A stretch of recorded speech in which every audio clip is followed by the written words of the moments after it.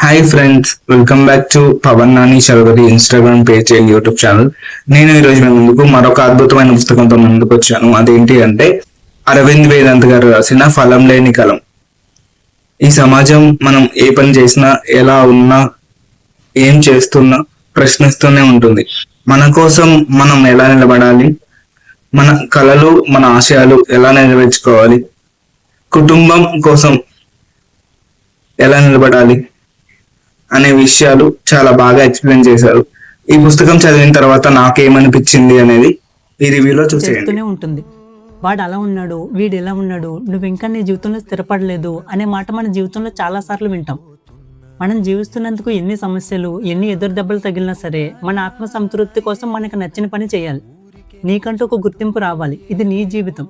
నువ్వు ఎవరి కోసం నీ జీవితంలో రాజీ పడాల్సిన అవసరం లేదు అని మళ్ళీ మనల్ని మనకి గుర్తు చేసిన పుస్తకం ఈ ఫలం లేని కలం.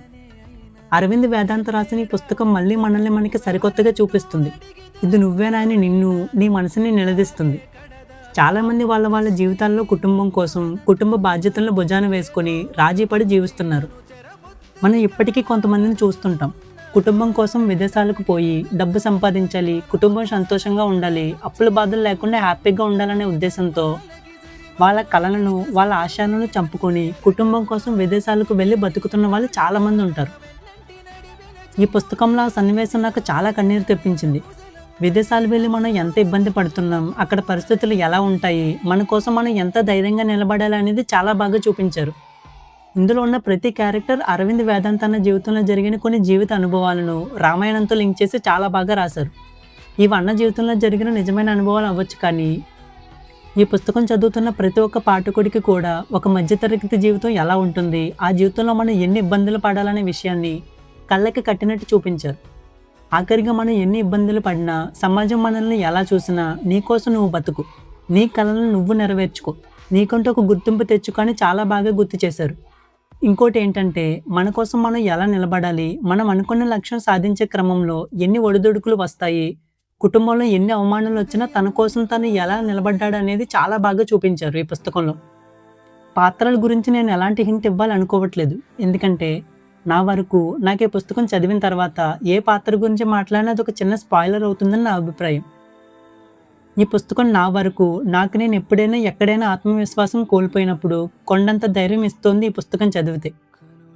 అక్షత పబ్లికేషన్స్ నుండి వచ్చిన ఈ పుస్తకం పాఠకుల హృదయం తాకుతుందని కోరుకుంటూ నా వైపు నుంచి ఖచ్చితంగా చదవాల్సిన పుస్తకం అని చెబుతున్నాను. ఎందుకంటే ఈ పుస్తకం చదివితే అసలు జీవితం అంటే ఏంటి అనేది తెలుస్తుంది. మనం చాలా చిన్న చిన్న సమస్యలకు చాలు ఇంకా నా జీవితం అయిపోయింది అనుకుంటాం, కానీ అసలు జీవితంలో ఎలాంటి సమస్యలు వస్తాయి, మనం ఎలా నిలబడాలి, సమాజం మనల్ని ఎలా చూస్తుంది అనేది చాలా బాగా చూపించారు అరవింద్ వేదాంత్ అన్న. Thank you so much Arvind Vedant and Akshata publications team for this wonderful book. చూసారు కదా ఈ బుక్ రివ్యూ. మీకు ఎలా అనిపించింది ఏంటనేది కామెంట్ చేసి చెప్పండి. ఆఖరిగా నేను చెప్పాలనుకున్న పాయింట్ ఏంటంటే, మనం ఎలా ఉన్నా, ఏ పని చేసినా ఈ సమాజం మనల్ని ఎప్పుడు ప్రశ్నిస్తూనే ఉంటుంది, చులకన చూపులు చూస్తూనే ఉంటుంది. సో మీ పని మీరు చేస్తూ వెళ్ళండి. ఎప్పుడో ఒకప్పుడు సక్సెస్ తప్పకుండా వస్తుంది. అండ్ అరవింద్ వేదాంత్ అన్న అండ్ అక్షత పబ్లికేషన్స్ టీమ్ ఇలాంటి మంచి బుక్ మా వరకు తీసుకొచ్చినందుకు చాలా చాలా థ్యాంక్స్. మీకు ఈ రివ్యూ ఎలా అనిపించింది అనేది కామెంట్ చేసి చెప్పండి. మరొక మంచి బుక్ రివ్యూతో మళ్ళీ కలుద్దాం. Thank you.